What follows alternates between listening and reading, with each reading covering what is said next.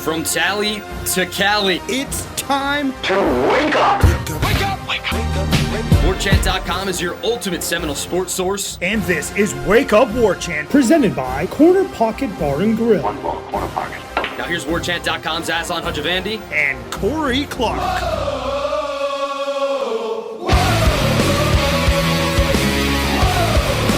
Wake up!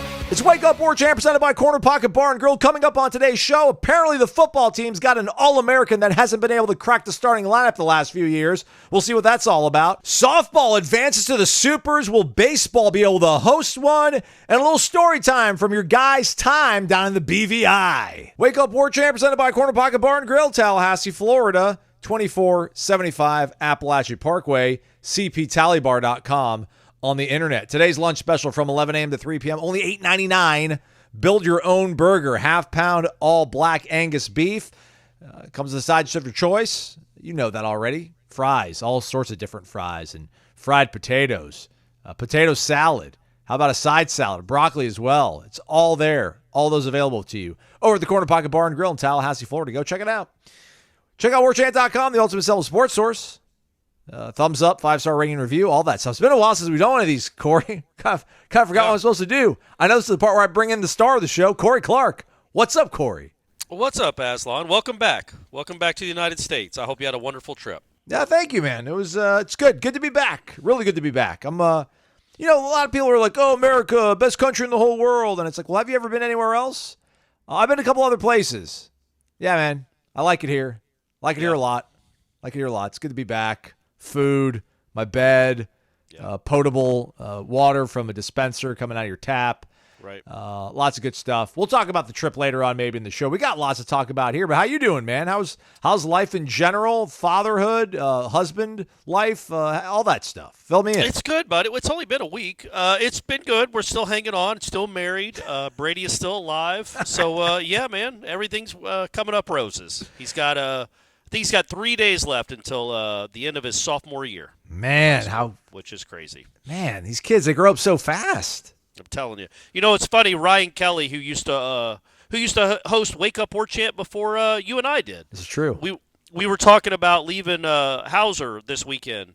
The last time that Florida State hosted an NCAA regional in baseball, not a super, just an NCAA regional, was the Drew Parrish. Yeah, 2018, where Drew Parrish came out after the 2.5-hour rain delay and gave up the bomb.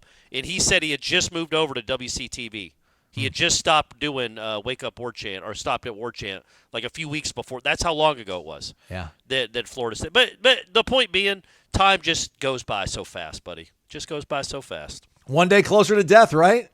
Yeah, that's right. That's right. One day closer to football season. Let's talk about that. Thanks, everybody, for listening to the shows last week, by the way. All the interviews that we did, LaMarcus Joyner, Jim Nagy from the Senior Bowl, the guys from the Florida and Miami websites to talk about the Gators and the Canes, and James Tibbs as well. Yeah. Just real quick sidebar, did James Tibbs do all right in my absence? That was the only thing I worried about on the entire trip when I was gone. I'm like, I just hope we didn't put the stink on James Tibbs. Looks like I put the stink on the baseball team, but hopefully Tibbs did all right. No, they won. They won 2 out of 3 this weekend. That was a big series win, and he hit a bomb. I think he only had 2 hits, but one of them was a bomb. He got walked 4 times. He had a typical James Tibbs series. He did fine. Okay. All right, well, football in my absence, apparently ACC Spring Meetings went down, which I kind of found out about after I already booked my trip and everything, so sorry about that, Ira. But listen, there's always something going on, so what are you going to do? Right. There was much to do about nothing, I guess. It seems like reading Ira's reporting and listening to some of the stuff out there. Again, I don't really know what anybody expected. I was on the ACC show on Sirius Radio before I left, Corey, and they were like, so what's going to happen? What do you think? And I'm like, I don't know, man. Like, they still want to leave this conference. I don't think there's going to be any kind of, ultimatum thrown down. There's some big, huge gauntlet. I get Jim Phillips having to continue to put on like the brave warrior, happy warrior face and say that he's optimistic about things and that he's disappointed or whatever about the lawsuits. But it just seems like we're just finishing out the string in this whole situation, right? We're waiting for the lawyers and these court cases to reach some sort of finality before anything happens. Nothing seemed to have really expedited that over at Amelia Island last week. Well, I think the most interesting thing that happened, it's always interesting to hear Phillips talk because he's in a tenable situation. He's in an impossible task. He's being asked questions about his conference, and knowing that the two biggest properties in the conference, the two most lucrative anyway, are suing to get out of it. So he has to put on a happy face and a brave face, but we all know the deal, man. It's a tough situation for him to be in. Nobody would do well with it, I guess is what I'm saying. Like, nobody in that situation. It's like the Iraqi Defense Ministry when they're getting bombed every night. It's like, no, hey, we're winning the war.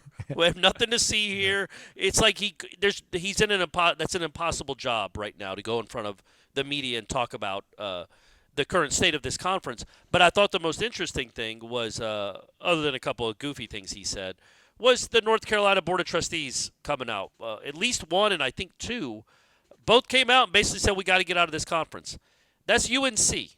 That's the North Carolina Board of Trustees. That's not Boston College. That's not Louisville. That's not Pitt. That's not even Florida State. Like, that is when they start, and they've already done it before. They'd already kind of ruffled some feathers before, but this is just another glimpse into how they're thinking. It's like they're laying the groundwork for, hey, don't be surprised in a few months if there's another school suing to get out of this deal, and it's the one from your backyard. That to me is that to me was the most, and that happened during the spring meetings. That Board of Trustees member went on record while Ira told a funny story on Headlines. While the ADs are in a meeting, they're all in a meeting. All of a sudden, Bubba Cunningham, who's the AD, walks out of this closed-door meeting by all the reporters out into the parking lot on his phone, clearly panicked looking. The news had just broken on Twitter like 10 minutes before all those quotes had come out. He leaves, comes back in, goes back into the meeting, and then like an hour later comes out, and they ask him about it. He's like, I don't know what y'all are talking about. What quotes are you talking about? I didn't see that. It's like, yeah, all right, Bubba. So there's clearly some friction with the Board of Trustees and the athletic director and the future of North Carolina within the ACC. So that to me, again, Florida State was they were the first ones. They breached the wall. Then then Clemson came along finally. And then, if North Carolina comes, that's just basically knocking the whole wall over. That would be the end of the conference. So, yeah, it's going to be an interesting 6 to 8 months, I would think. Yeah, I don't want to underplay that, but I just feel like, obviously, with what Florida State has done, what we have read, what we know about this entire sort of situation, whether it's the contracts, the grant of rights, things being extended without properly being vetted and getting the necessary votes, and all these gaps getting increased. I just don't know, like, seeing North Carolina speak up, I understand, like, there's more of an affinity maybe between the home office of the ACC and Chapel Hill. But, like, we know this conference is damaged. Like, I don't need anybody else to jump into this fight to make me think that, like, Florida State is on the righteous path for this. But maybe we just think this expedites or just puts the ACC in just some sort of corner where they have to come out with a white flag maybe. Or, if the floodgates open, like if North Carolina leaves, then Louisville would leave for the Big 12. NC State would leave for the Big 12. Miami would look to get out.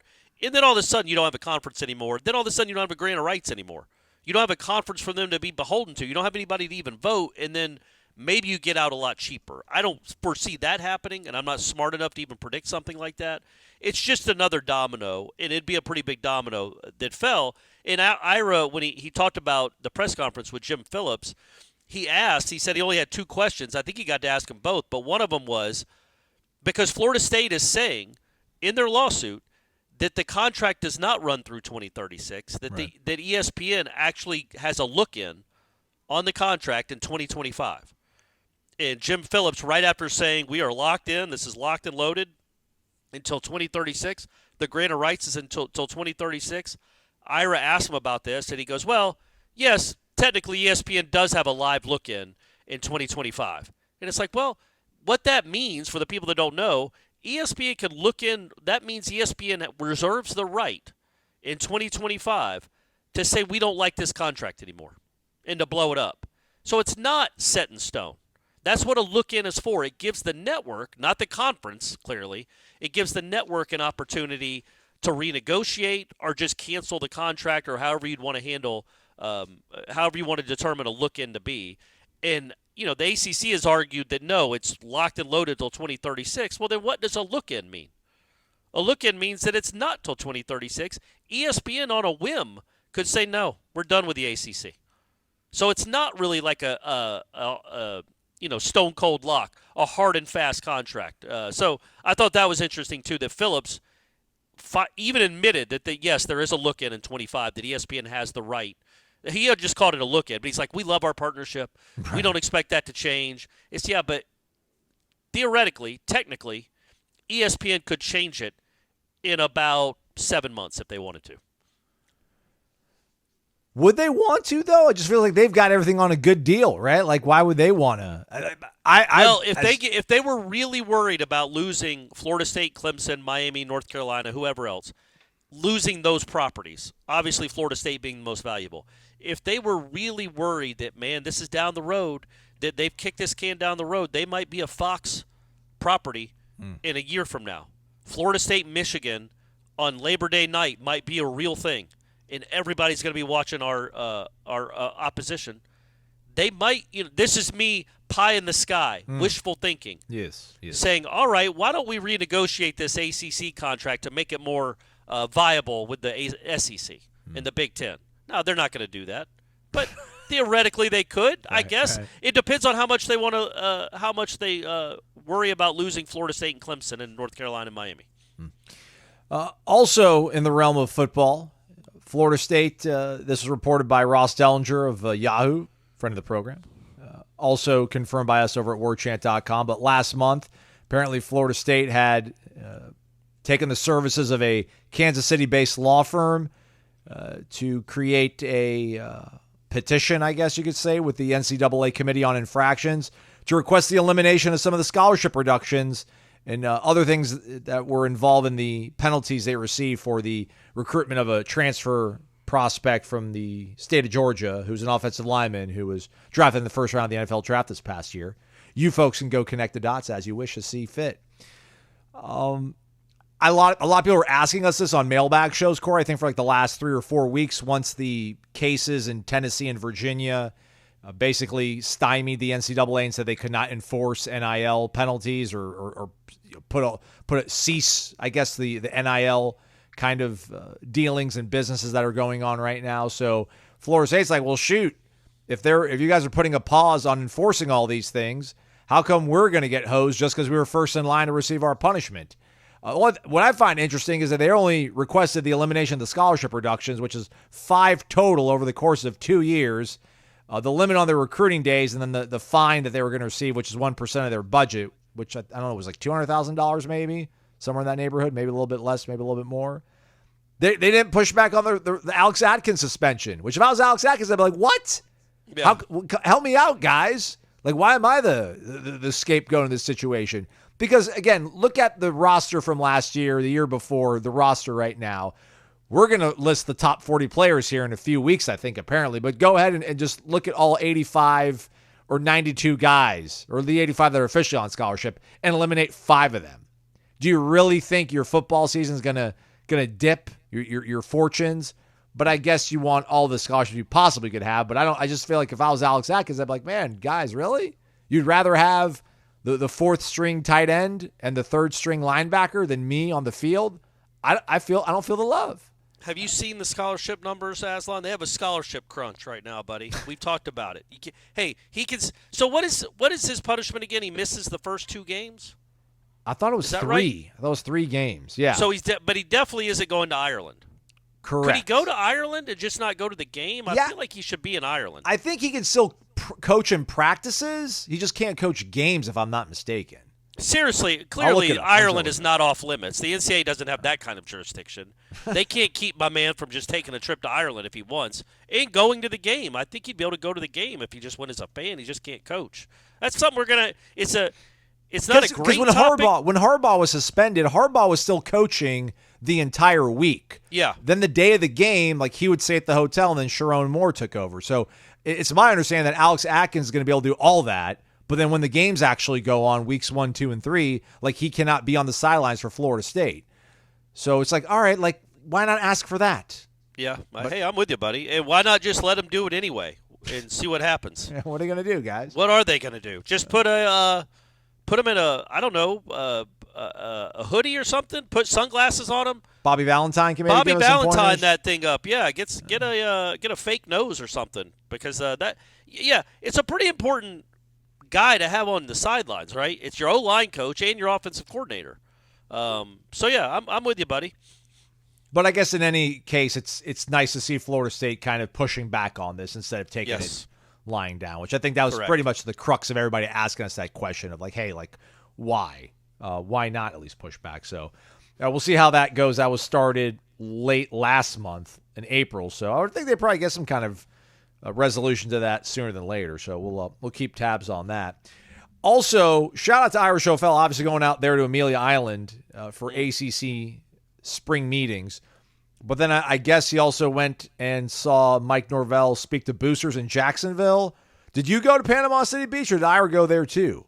No, I think that was Ben, actually. Nice. Our man Ben went to Panama City Beach for that one, yeah. Shout out Ben Spicer. So we were all over Mike Norvell, so I hope he doesn't have like a restraining order against us after all this.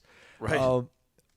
He's very excited about the offense. Is that because the team is going to be led by the offense, or is that simply because he's an offensive-minded coach and that's kind of, his bread and butter? Because again, we mentioned this top 40 that we're going to have to start doing the Warchant preseason top 40. And I'm coming up quicker than ever. Yeah.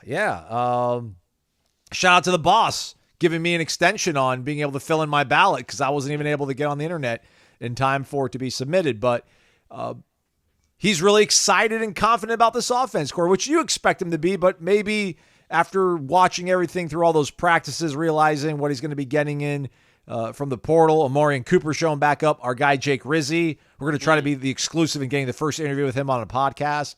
Right. Reading and rather, I read your work. You listening to the interviews.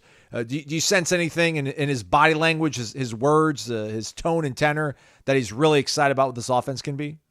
I thought it was telling and insightful how he talked about the receivers. That he did say that Malik. He basically, I think he said it. We got one. Yeah, that's what talking he wrote. About that's Malik. What you quoted him as. That's what you quoted him as. Yeah, who knows what he really said, but that was what appeared in Warchant. He's like, we got one, which is that's again, we saw it the last couple of weeks. We could tell in the way he talked about him. Also, it means he's okay because he got knocked out of the spring game showcase. He's okay. They expect Malik Benson to be a star. That's really good news. He wouldn't talk like that if he thought he was just going to be a pedestrian receiver. I think they think Malik is a one and a good one.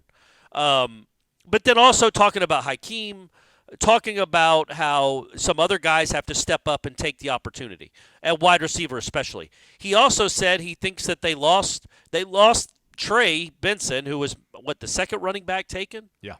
And he said he thinks the room is going to be better. That's crazy. Mike. Look, man, again, I think that has a lot to do. Look, Toafili's a good college running back. He's probably a pro in some capacity. They like Roydell, and man, Jalen Lucas is a unique weapon. So even if it's just those three, because Keziah doesn't get a lot of carries, and the new guys are a little too new. They don't get on the field much. It's a unique set of weapons that they have in the backfield. But I thought the headline to me, other than DJ, he really did like what he saw in DJ, was saying he thinks Darius Washington can be an All-American at left tackle. And I think that affected everybody's ballot on the top 40. Spoiler alert, everybody. That's crazy. Where did that come from? He didn't even start last year, Corey. Now he's an All-American left tackle starter? Well, he did start once Robert Scott was not, healthy.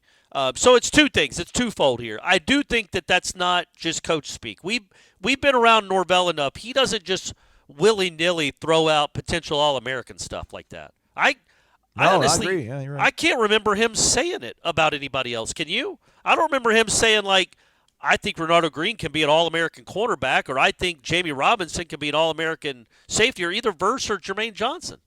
This is the first time I feel like he's done something like that. Yeah, when he had his first interview with us after his first signing day here, he said that he thought Robert Scott was their starting left tackle of the future, but he never said, he's going to be an All-American someday. So this is huge praise. Yeah, so what he said about Darius Washington is twofold. Number one, I think he's slept on a little bit by us, but mainly just everyone. He's so taken for granted. I just plug in 76. But left tackle might be his home. He might be a pro there. He was good there when he played. He was their best lineman last year, I thought. On the whole, I thought Darius Washington was the best lineman Florida State had. So it's good to know that you've got left tackle anchored now. And when you say something like that publicly in May, well, okay, Darius, they'll work you out at a few other positions. Center, you might take some snaps in the August, to get some work, whatever. But you're the left tackle. That's your job now, buddy. Finally, it's your last year here. You get to lock in on one position.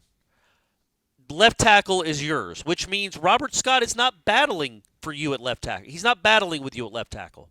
If Robert Scott is going to play for Florida State in 2024, in my opinion, it'll be at right tackle. Or it'll be somewhere else on the line, but you would think, obviously, a tackle spot. It feels like left tackle is Darius. You don't say somebody could be an All-American, and then he's battling it out with a 3-year starter.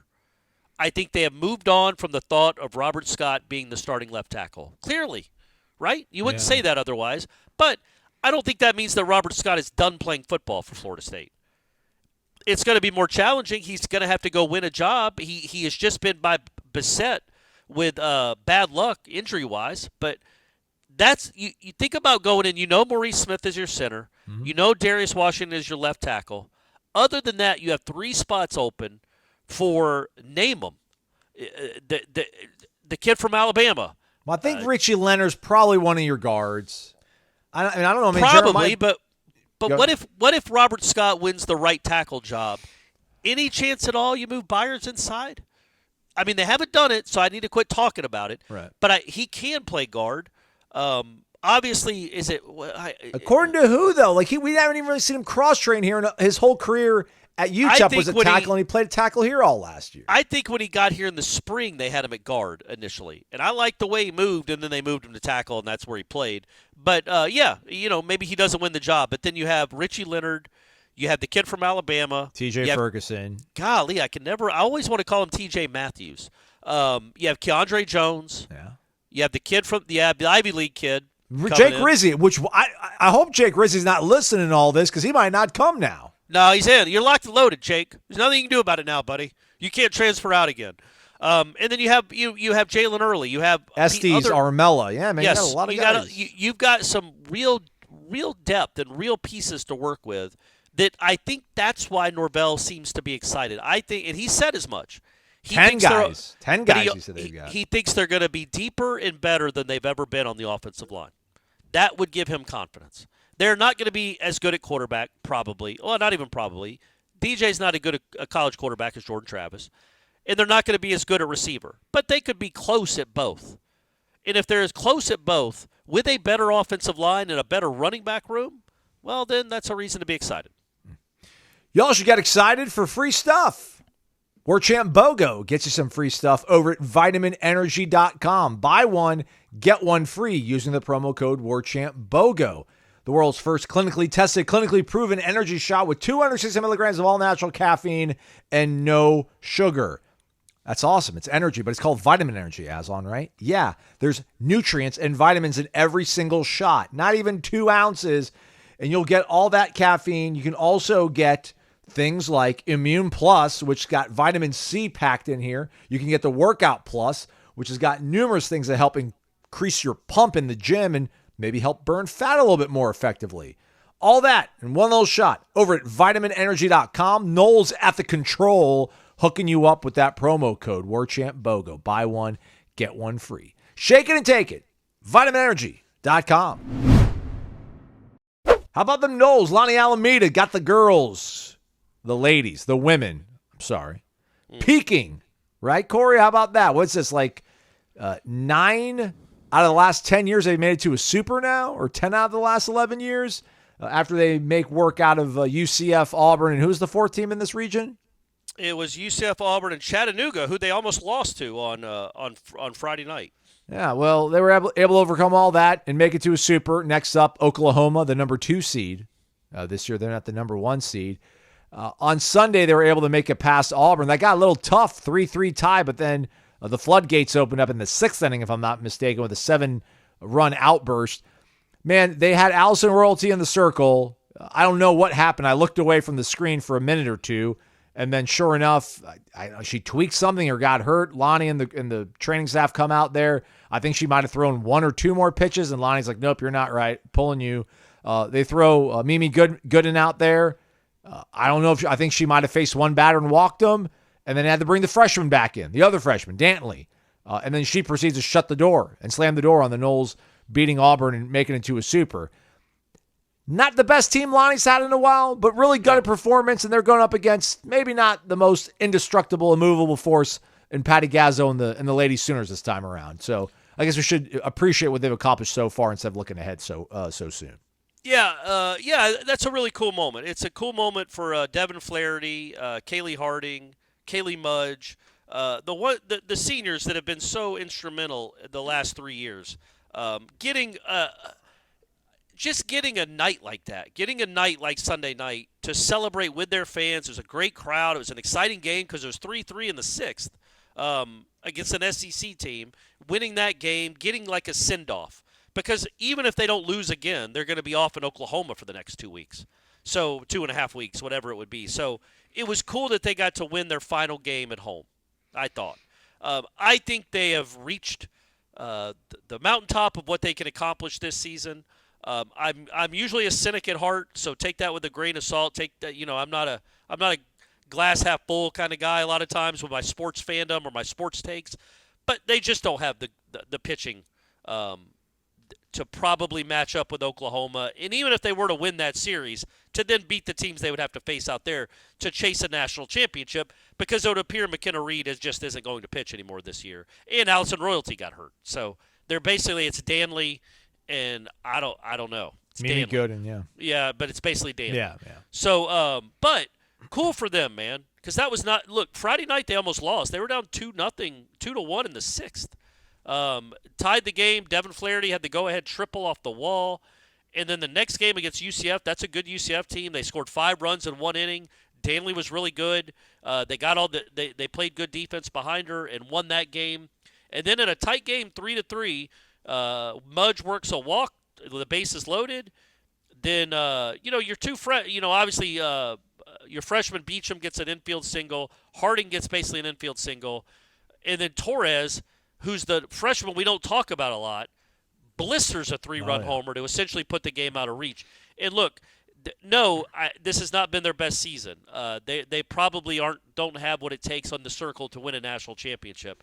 But by God, those 2 freshmen on the left side of the infield, if they're here for the next 3 years, man, that's as good a 1-2 hitting combo / fielding combo, left side of the combo, freshman combo that they've ever had. They're really good. They're really, really impressive. And what I think is cool about winning this series is, okay, let's say they don't achieve their ultimate goal and get to Oklahoma City. Well, to me, I think the next coolest thing, the next best experience for those girls, especially the young ones, getting to play Oklahoma at Oklahoma, well, that's kind of like playing in Oklahoma City against the Sooners. You know what I mean? Yeah. You're basically playing a road game anyway. You're just doing it at their home stadium. It's 4,000 people. It'll probably be close to 5,000 for the regional.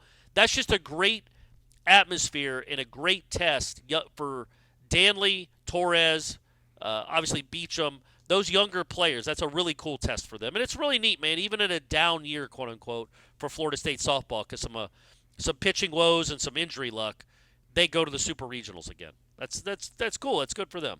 Yeah, I mean, I had the ACC PM or whatever studio show on the ACC network on after the game was over. Like, Lonnie was she was emotional. I mean, yeah. A little more trying year, right? Probably a really trying year for her, I would think. And that game especially, because exactly when Royalty goes down and Mimi couldn't find the zone, and then you got to bring Danley back out there after all that she's pitched this entire weekend.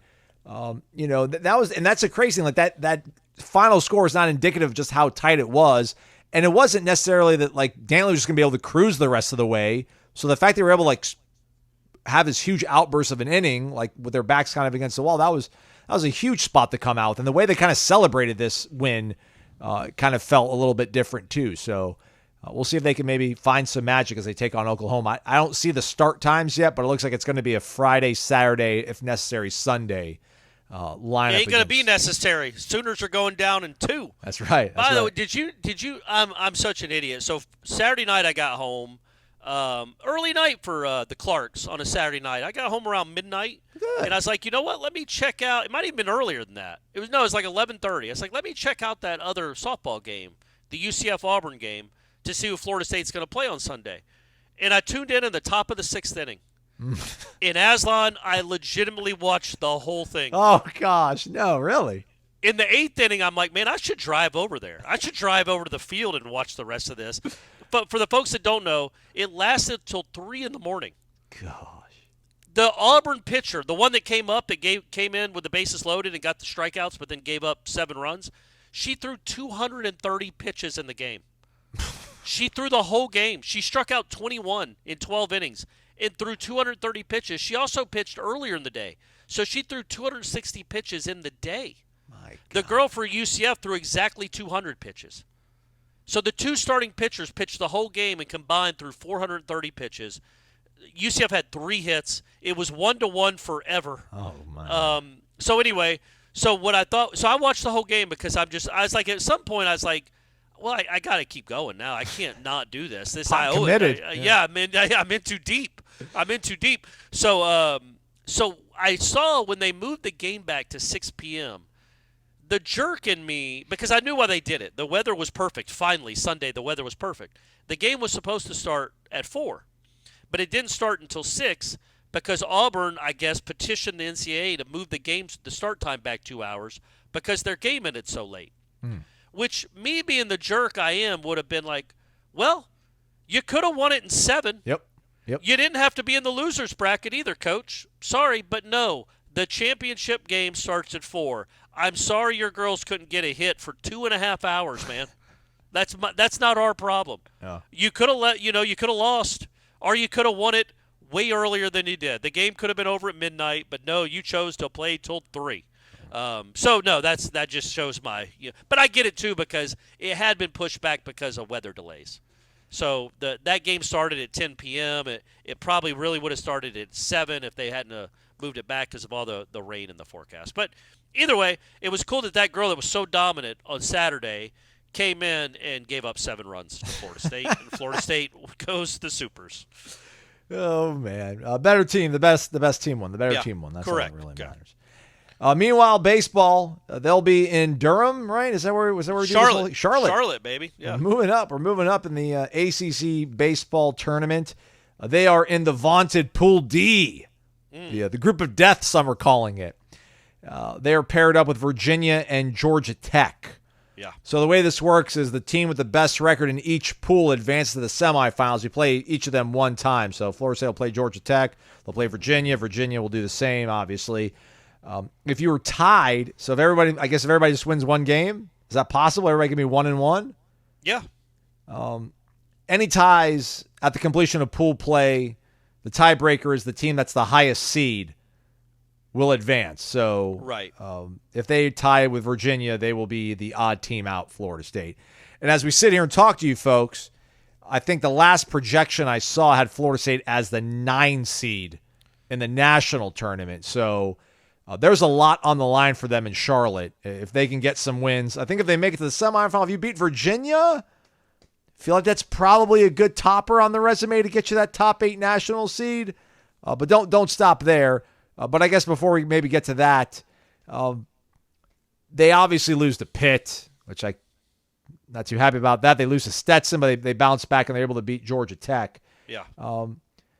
Connor Whitaker played a little bit, looks like. Give me some thoughts on that. And I guess finally, I still don't know the bullpen. Are there guys that we still think that we're not 100% sure if they can be helpful, but it seems like we probably know there's guys that will not be leaned on and depended on as we go into the latter part of this month and into June. Yeah, I think there were a few guys that pitched this weekend, or this week in particular, that will not see a meaningful inning the rest of the year, which is fine. They did their part over a 53-game regular season, but their services are rendered moot from here on out. Look, I think Whitaker was, I thought, the highlight of the weekend. Okay. Other than Cam Smith had a really good weekend. Well, the offense in general was good. But did Whitaker throw it all in Pitt? He threw an inning. Yeah, he threw an inning at Pitt, and then he threw 2 innings on Friday against Georgia Tech. It's 2 scoreless innings. I think he gave up a hit. But he pounded the strike zone. His second inning was really impressive. I think he got a couple of Ks and a ground out. He looked like the Connor Whitaker. And I don't think he'll come back and be a third starter. It would be cool if he was. But, man, it's nice to have a guy down there that you think in the 6th inning, let's say the 7th inning and you have a 6-2 lead. You know you can go down to a guy in the bullpen. He's going to throw strikes, and he's going to get you some outs. There aren't a lot of sure things down there. I think he could be that. It would be really nice to give him a little more work. This is a weird format, man. They play Tuesday at 3, and then they have 2 days off, and then play Friday at 11 a.m. And they could be done. Yeah. And honestly, I know Link would – I think, number one, I don't think you pitched Jamie on Tuesday against Georgia Tech. He just pitched against them. He gave up 11 hits. They were all singles, and he won the game. He gutted through it. But I think you almost punt on the Georgia Tech game. You don't punt on it because they don't have any pitching either. No. But you just mix – you put whoever you want out there. Just get some guys some work that you might – that you think might need some. The Virginia game is the game you want to win. The Virginia game is the game you want to win. That would help you in the seeding. It'll get you to 41s. It would help you in seeding. It's a top 15 team. But also it keeps Jamie Arnold on the path of pitching on the weekend because he would be obviously pitching the next weekend, you would think, at home. But, yeah, I would think Link – I don't even know if Link wants to go advance. You know, he always wants to win games, don't get me wrong. But I don't think he would be crushed if they went 1-1, got to 40 wins, wrapped up at least the regional host. Because I don't know, man. I don't know that there's any other than, yeah, I guess if they beat NC State in the next round or then they beat like a North Carolina for the championship, I guess there's a chance they could be a top 8. Like that would be enough if they're on the brink, if they're on the outside looking in to push them over the top. But, I mean, you really kind of just want to get healthy. The one thing being said, if you can get Cam Leiter some work, and Link didn't – I asked him after the game on Saturday, and he was not in a good mood because of the way that game unfolded, the game they ended up losing 11-10. He said that Cam Leiter keeps texting him pictures of Mariano Rivera walking out of the bullpen. Which, 2 things. Number one – if Cam Leiter comes back, we kind of know now what role they will want to use him in. But also, I don't think Link shares something like that if it's just not going to happen. Like, quit giving us hope. Right. Quit giving us morsels if there's no chance Cam Leiter's coming back. Now, there is absolutely no chance Cam Leiter is going to be a starting pitcher again this season. I don't think there's any chance that happens. But he is a guy that if you have a lead, a 1-run, 2-run lead in the 8th inning, you bring in a guy that throws 97 that's had 2 months off, that's some electric stuff, man. That's some dynamic stuff that coming out of the pen that you haven't had all season. That'd be a nice what do you call them? Arrow in your quiver. I got that right, quiver right? On your arrow? Yeah. I think it's arrow in your quiver. I think a quiver is what holds all the arrows together. I thought quiver was like that feather on the end of it that like. No, I think that's just called the feather on the end of it. No. Yeah, I don't know. I might be wrong. You're right. Yeah, the quiver is what holds it. What holds it. Oh, okay. Yeah, but think about that, like having that as a guy that you can go to. It just, again, it makes you lament the fact that, as Link even said afterwards, because he was talking about how proud he was of the team of going 39-14, even though they lost 2 of their weekend starters for basically the last 2 months of the season. They still accomplished this. It's a really, really cool story, a really cool turnaround story. Man, if those guys were healthy. Yeah. If you had Leiter, Whitaker, and Arnold going into the postseason, you have Arnold, who I've seen reports of being the number 1 pick in the first college pitcher taken next year's draft. Nice. You have Cam Leiter, who's going to be drafted if he's healthy. Whitaker is a very good college pitcher. That's some electric stuff to go with that offense. It'd be really cool, but you don't. So whatever. I think if they can I think the number 1 goal, make sure Whitaker can throw again up there in Charlotte, get some innings out of him, maybe extend him 3 innings, and get Cam Leiter on the mound. You don't want his first appearance back. It can't be. His first appearance back in a Florida State uniform pitching can't be in the 8th inning of a regional, with like a 2-run lead. I just think that's too much to ask. What if it's obviously what's the 4 seed and you're up 11-3 in the 8th inning, you know? I think what would worry you, though, is if they did that, if they pitched them in an 11-3 game in the 8th inning, would they then be worried about bringing them back the next day in a much more important game? True. You know what I mean? In the winner's bracket game. Right. So they got some issues. Both of the teams we've just talked about, the softball and baseball teams, have really good offenses, ridiculously good offenses, very good defensively, and just struggle getting outs on the mound, like a lot of college baseball teams are doing this year. College softball, if they, the softball team just doesn't have the pitching that it's used to having, and I don't know that they can outslug Oklahoma, but I'm wishing them well, and I really hope they do because that would be awesome.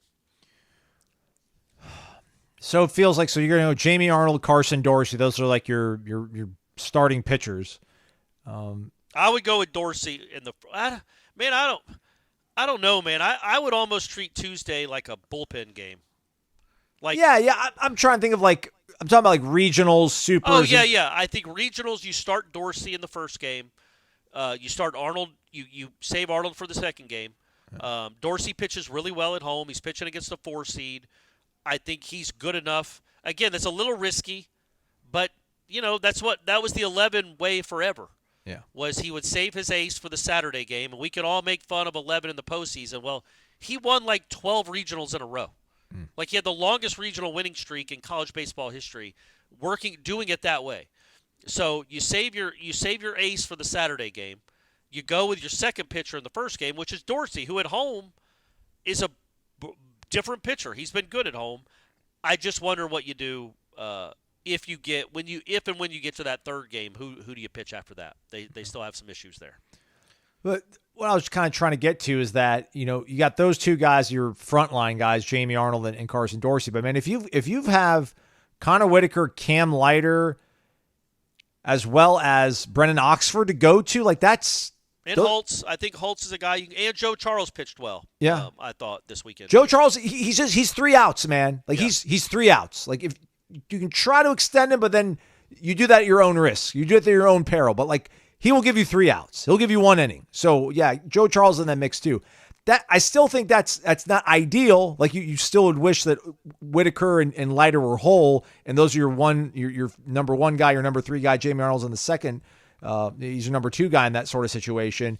But I don't know how everybody else's bullpen and frontline guys are looking like right now, but it could be worse, man. They're still in a pretty good situation, it feels like. Well, I just number 1, man, more than anything, no matter what happens in North Carolina this weekend, I feel like they're a certainty to be a top 16 seed. Oh, yes, for sure, yes. And that's just awesome, man. It has been 6 years since there was a postseason game at Dick Howser Stadium. Yeah. That's incredible. That's preposterous. I don't know the last time there was a streak that long. I would assume in the 50s. The last time there was a 6-year stretch where Florida State didn't host a postseason game. So it's just cool that that's happened again. It's cool that Tibbs and Smith, before they get drafted, they'll at least have 1 weekend. We hope 2, but they'll at least have 1 weekend back at Dick Howser Stadium in front of the Animals, in front of what's been a really cool crowd all year. So that's what this weekend to me did. It would have been cool. They should have swept Georgia Tech. It would have been nice if they had. But the fact that they won that series, I think, wrapped up a top 16 regional hosting seed. And that, to me, was the first box to tick off. Yep. And it's a cool way. It's a cool way to celebrate this team after what happened last year. Really, what happened after the last 3 or 4 years. To feel good and to enjoy Florida State baseball again. It's cool they're going to get a June weekend at Dick Howser Stadium with all the weather delays we could want. Touche. Not to belabor it, Corey, but I really think Link's going to chase a top 8 national seed. And I don't really know what that would entail. How do you do that, though? What do you mean by that? I agree with you. I still think you don't throw Jamie Arnold against Georgia Tech. And I don't think you can start Carson Dorsey either. But maybe you smack Brennan Oxford on the back and you're like, man, give us 15 outs. And then Joe Charles gets – maybe you put all your good pieces in that game and you hope Jamie Arnold can get you 8 innings in the second game, and then it's a whole new sort of situation out there because, like you said, there's days off. There's a significant amount of days off between game 1 and game 2, and if you win both game 1 and game 2, well, then there's even more time off. And I don't want you to redline yourself and get hurt out there in Charlotte, but I think I don't know. I just think he'll try to piece everything together as best as he can to get as many wins as he can out there, because I think he values that super regional site host up his sleeve in his quiver, if you will. Well, then they shouldn't have blown the 8-1 lead to Clemson and the 11-2 lead to Clemson. If they win either one of those games, and if they win both of them like they should have, we wouldn't be having a conversation right now. They'd be 41-12. Or beat Pitt. How did they lose in the country? Yeah. How did they lose to Pitt? How many strikeouts did Jamie Arnold have? 17. So what happened in that game, I didn't know about it till afterwards, was that they didn't even fly up to Pittsburgh until Friday morning, the day of the game. And getting to the bus, because they were supposed to fly up Thursday. They were all at the airport. They waited on a plane that never came. Was that the tornado weekend? Yes. So the Friday of the tornadoes, the kids are all driving to the stadium to get to the bus in the middle of the tornado. Ooh. It was like 7:15, 7:20. They were supposed to be at the stadium to drive to the airport to fly to Pitt. So guys it was dicey for them. And Link said it was pretty heart-stopping for a lot of those guys, and they were a little bit rattled having to drive through that, having to wait it out, making sure the weather passed. Then they have to find out and see if their apartments are okay. Most of them lost power for the weekend and into the next week. So anyway, they don't even get to Pittsburgh until I think their plane lands at 1:30.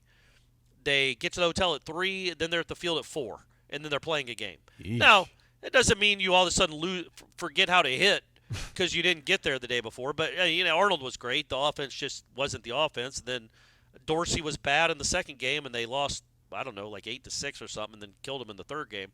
But yeah, that would have been nice to win that series. But I think that just if you'd have taken care of business, and those 2 Clemson wins would have been so massive for RPI wise, because they're 8 RPI right now. If they had 2 wins over the number 4 team in the country on the road, I mean, they're probably number 3 in the country RPI. In nothing they did this weekend. But the good news is, honestly, is they're good enough to beat anyone. They really are. Mm-hmm. You have, and if you might have to go on the road. Like if you're in the super regional, again, we're counting our chickens here. They haven't won a regional yet. But if they win their regional and they have to go on the road to, say, Georgia, it was good. I think, by the way, it was good that Georgia lost to Florida. I think that's a team they were fighting with for a super regional spot. So it's good that Georgia lost. Wake Forest got swept. I think that was another team they were fighting for a top 8 national seed with.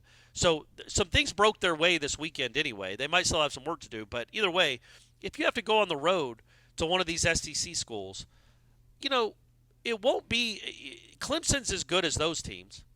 And you outplayed Clemson. I mean, I know the scoreboard matters, but you outplayed Clemson for the better part of 2 days. You didn't win any of the games, but for the better part of 2 days, you were the better team. And, so you've got the horses, I guess is what I'm saying. You've got an elite number 1. If Cam Leiter's back to giving you some outs out of the bullpen, your offense can hit. You just take your chances. But it's been a fun season either way, gang. Florida State 7-7 in their quad 1 games this season, so that would be 9-5, right? Yeah, that'd be big. And they blew the one to Wake Forest too. Yeah, but I don't know if you say blew it. They're out of pitching. They don't. It's not their fault. They lost the kid that throws 100 before the season even started, coming out of the bullpen. The JUCO transfer they were counting on. He threw 100 miles an hour, and he didn't pitch an inning for him. Then you lose your Friday night starter, you lose your Sunday starter, and you lose who was going to be a valuable middle reliever in Ben Barrett. They've had some bad luck on the mound. It's been a really fun season. It's not over yet, though. It's not over yet, but I'm proud of what that team accomplished. They have accomplished a lot, and they have been, like I said, they have been just a fun team to watch and root for. All right. We'll see if we can maybe get an interview this week. How about Lonnie? You want to try to get Lonnie before they go out to Norman? Is this? Yeah, it's like a tradition unlike any other, right? We should get her, I think before so, Super. Yeah. I'll try to do that. Jeff Cameron show 1 3 o'clock. Mm-hmm. We'll talk about the trip another day. Maybe we did a good show. It's good show out of everybody. Appreciate it. Warchant.com. For the people that don't know, you and your 4 buddies were on a boat by yourselves for a week, right? 51-foot yacht in the Caribbean Sea in the British Virgin Islands. Correct. Was there ever any danger? Did you ever feel like, oh, this is getting dicey? Well, this is like the only really story that's worth telling from the trip. It was awesome. Right. It was great. It's crazy. It's the U.S. Virgin Islands we flew into, and then we ferried over to the British Virgin Islands. And I don't know, man, 300, 400 miles maybe off the coast of Florida we are out there. And it looks more like Western Africa than it does Florida. So I don't know what everything happened when it was Pangea and everything kind of broke off. But it's crazy that something that close to the continental United States looks nothing like the United States. It was beautiful. It was awesome. But so your guy, I've been on boats, like I've been on big cruise ships, I've been on like motorboats, and I've been fine. But one time I went on a sailboat, and it was a small dinghy, and we were in the Hudson Bay, and I got really, really seasick, Corey. I got really seasick. And I didn't like it. It wasn't fun. It's terrible to be seasick. So I made an appointment with my doctor before I left to try to get some motion sickness patches. And I was able to, and he's like, "Hey man, it's been a while since you've been in here. Like, what else is going on there? You feel everything else feel all right?" Apparently, I have low blood pressure, so I got to get blood work done, see what that's all about. But I'm like, yeah, I'm always thirsty, Doc. I'm always thirsty. Like, I've always got a bottle of water around me, like every 5 minutes. Like I'm taking swigs of water I'm always drinking. I'm always thirsty. He's like, yeah. You don't feel faint or anything, do you? I'm like, nah. He's like, all right, whatever. That's fine. Here you go. Here's your prescription. Have fun out there. So we're out there. It's you sleep on the boat the first day. Then they walk you through how the boat works and everything. And then you're on your own, man. 51-foot, $1 million yacht. Good luck out there, kids. And one of my buddies, Mike, Manhattan Mike, not to be confused with Mercedes Mike, right? Of course. Good friend, good guy. But very, like, everything is Lord of the Flies for Mike. Everything is like every man for himself. Don't be such a sissy. Man up. Survival of the fittest. Like, we went to Bali together. There was nobody on the plane. He chose to sit 20 rows behind me. I'm like, why wouldn't you just sit in the row next to me? I'm not saying sit in the same rows. I mean, we have a whole plane to ourselves. He's like, I don't know, man. He's like, just what's the problem? You want me to hold your hand the whole time? And I'm the last guy to get to the island. They're all like, they've checked into the boat. They're having dinner. We're supposed to go provision, which is grocery shop. And they're like already eating dinner. I'm like, dude, I'm starving. I want to eat dinner too. And he's like, well, hey man, like, I don't know what you want me to say. Like we waited for you and blah, blah, blah. So like, I'm really mad. Like Mike is already we're off to a bad start with Aslan and Mike, but as I've gotten older, I've learned to kind of just shut up and not screw things up, especially one of my friends were like, I don't want to ruin the trip for everybody else. But I'm about to give Mike a piece of my mind. Like, we're not doing this trip this way. We're not doing every man for himself. This is not Lord of the Flies. We're all grown-ups, and we're on a nice boat, and we're going to have a lot of fun together. So it's the second day. We go to the baths. Maybe some people are familiar with this. It's one of the nicer places in the British Virgin Islands. It's these huge boulders that I don't even know how they form this way. But when it's like high tide, the ocean pushes into these rock formations, these huge boulders, and it reflects off the rocks with the sunlight. It's beautiful. It's really nice. It's really nice. But it's a protected national park, Corey. So you cannot sail onto the island. You cannot even take a dinghy, which this whole time we're on this big boat, and then we've got this raft that we've got tied behind it called a dinghy. And you basically, you park your boat, you anchor down, then you take your dinghy into wherever you got to go. Well, you can't even dinghy onto the shore here. You have to swim. You have to swim in to get to the baths. And they say it's like 50 meters. They lie when they say that. It's actually probably closer to 150 meters. Okay, all right. Now, I took these motion sickness patches. I took it the first day when I got into the British Virgin Islands. I took it before I got onto the ferry. And this is the next day, so it's been almost 24 hours. I am so completely dehydrated and thirsty, Corey. I can't even describe what this did to me. It turned the tissue in my soft palate and the back of my throat into tree bark. I was drinking every second of the day, and I just could not stop feeling thirsty and parched, and I was lethargic as hell. It was just, I wasn't feeling great. And I'm like, they're like, dude, take the patch off. And I'm like, I don't know, man. Maybe I'll even feel worse. So we go to the baths. We take the boat out there. We can't dinghy in. So we pull up next to the buoys. It's 150 meters away. And I've got a bottle of water in my hand, Corey, because I'm like, I'm going to need water when I get to the shore to drink because I can't stop drinking water because I'm so damn thirsty because of the stupid patch on me. Mike jumps off the dinghy, that we get next to the buoy. He dives off there. He's going. He's swimming. He's a pro. Right. My buddy Tyler's like, hey, Mike, keep an eye on Aslan. Aslan's not a good swimmer. This is very true. Aslan is not a good swimmer. He's not a horrible swimmer, but he's not a good swimmer. So I've got like two options here. I can either jump off and swim like I'm Michael Phelps and just shoot everything I've got in my system and get to shore and then take a breather for 5-10 minutes and then we're all good. Or I can like try to pace myself maybe and just slowly but surely get to shore. I go with option A. So he's 50, 60 yards in front of me, Mike is. I get off. My buddy Tyler goes back to the boat to get the next batch of people to get off the boat. He's like, hey, Mike, watch Aslan. So I jump off and I'm just swimming as fast as I possibly can, kicking my legs, swimming like I'm freaking Michael Phelps. I'm Ian Thorpe, whatever. And I look up and I might have gone only 15 yards. And my body like seizes. Like I just couldn't do it anymore. I could not swim. I go under for like a second and then I get back up and Mike's like, dude, just get on your back. You'll be all right. And I'm like, I can't. Like in a really panicked tone. I'm like, I can't, dude. I'm like, I'm scared. I go under again and I took like, I don't know, probably like a lung and a half full of salt water. I was drowning. Like I was literally drowning. And Mike comes out and like hooks his arm around mine and he's like, dude, just stay calm. And I'm calm. I'm like, I'm trying, man. I'm just dying. I'm dying. I can't swim, man. I'm cool with it. I'm dead. I'm dying. So, dude, he's like 5'5", my guy, and like he's a $160, but he's like a stout 160.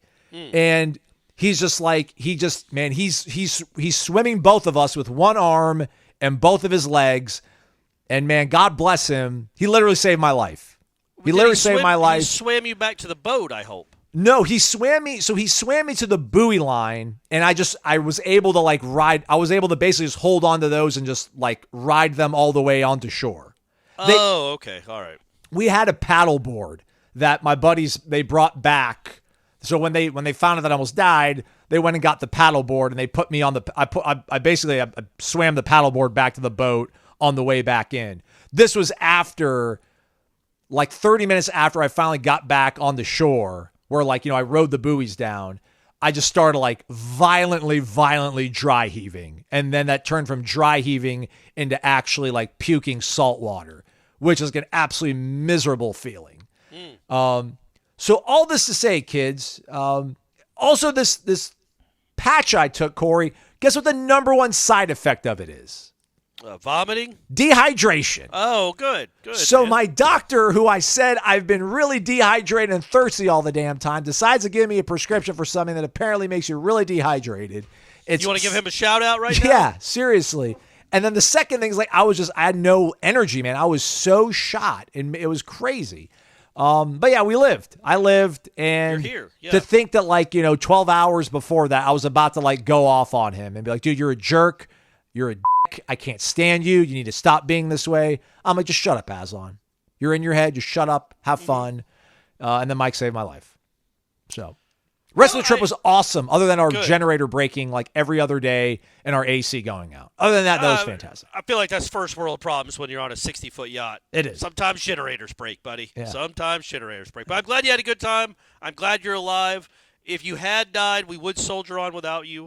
I just don't know. I guess it'd be me and Ben. Aslan Strong. Like, would you guys, like, would every course. show be tagged, like, hashtag Aslan Strong until the end of the month at least? Not only that, but you best believe that softball team would be flying out to Norman with Aslan patches on their arm. 100%. You know that's true. And the football team in Ireland, their first games would have Aslan patches. So it would have, that would have been a nice rallying cry for them, but I'm still glad you lived.